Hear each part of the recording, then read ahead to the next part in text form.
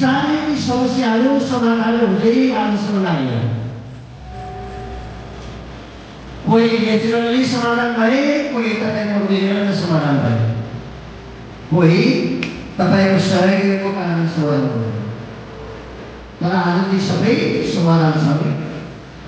यदि तिमी भइराख्यो भने पनि बिस्तारै बिस्तारै तपाईँले त्यसलाई म्यानेज गर्दै हुनुहुन्छ। मस्तिष्क यस्तो चिज हो जुन समस्या हुँदै जान्छ, बिस्तारै बिस्तारै प्रब्लमहरू सल्भ हुँदै जान्छ। त्यसलाई धेरै पटक तपाईँ रुनुभयो होला, तपाईँ थाक्नुभयो होला, तपाईँ हार्नुभयो होला, दोष पनि दिनुभयो होला, भाग्यलाई पनि, परिवारलाई पनि, स्वयं आफूलाई पनि। तर बिस्तारै बिस्तारै मेटाउनै पर्छ, बिग्रिनै पर्छ।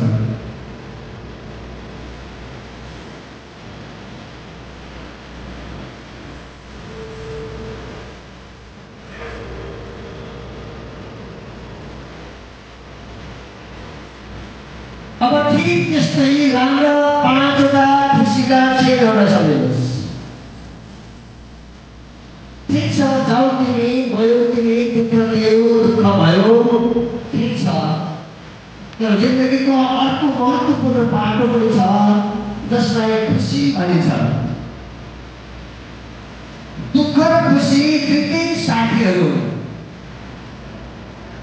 दुःखको साथलाई टाढा राख्दै सुखको साथसँग नजिक हुने प्रयास गरेर एकदमै खुसी लागेका तीनवटा कुराहरू सम्झिनुहोस्।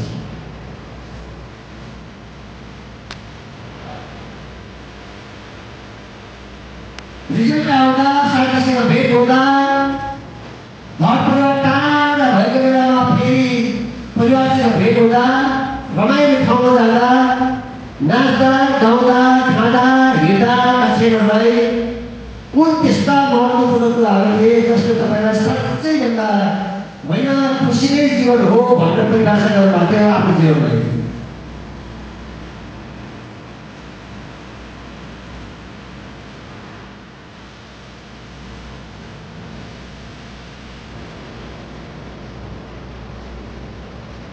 जीवनको महत्त्व छ, जीवनको भ्यालु छ, जीवन जिउने कलाहरू छन्, जीवनलाई जिउनुपर्छ, जीवन जिउने स्किलहरू छन्, त्यसलाई हामीले प्राप्त गर्नुपर्छ।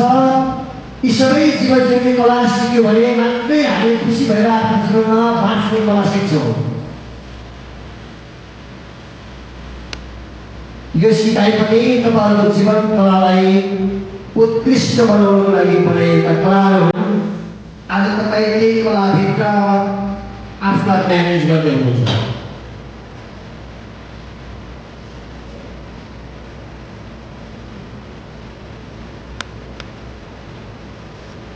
साँच्चै तपाईँको जीवन भाग्यशाली छ, पृथ्वीमा आउन पाउनु भएको छ, पृथ्वीको यो इन्भाइरोमेन्टमा आफ्नो जीवनलाई व्यतीत गर्न पाउनु भएको छ।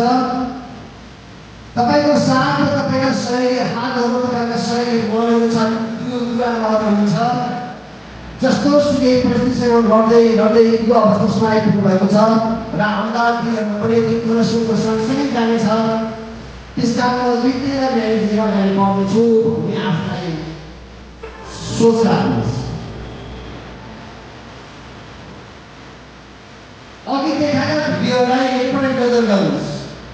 कति मेहनत थिए, कति आशावादी थिए, कति साहसिक थिए, ती भिडियोलाई नित्य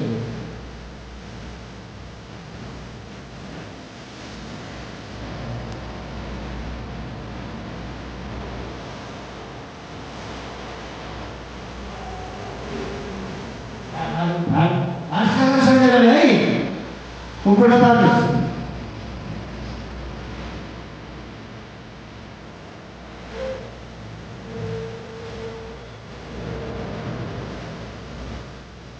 Jadi bangsa yang berdosa kini ini संसार धर्म लगाएको हो।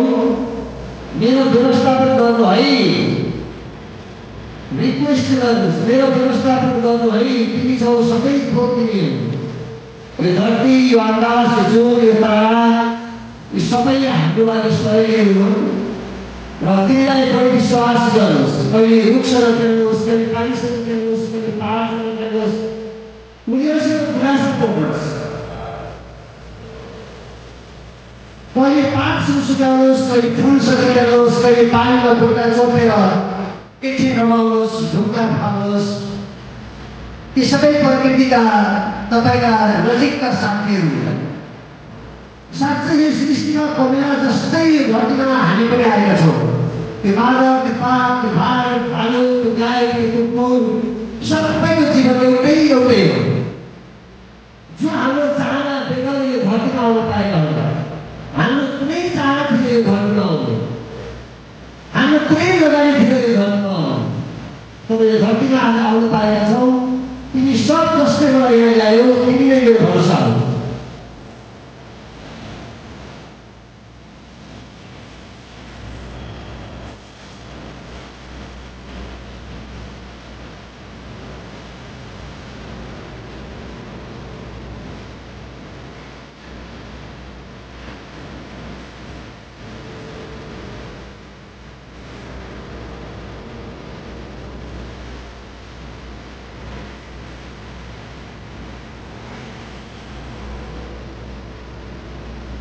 Thank you, universe. Thank you, God.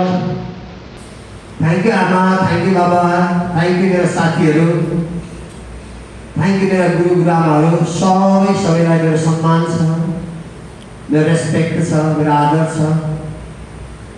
तपाईँहरूकै आशीर्वाद र शिक्षा ज्ञानले मेरो जीवनलाई भाग्यशाली बनाउने हो, कर्मशील बनाउने हो र सफल बनाउने हो। Rubber and secure I know about it. अब यसपछिको विषयवस्तु छ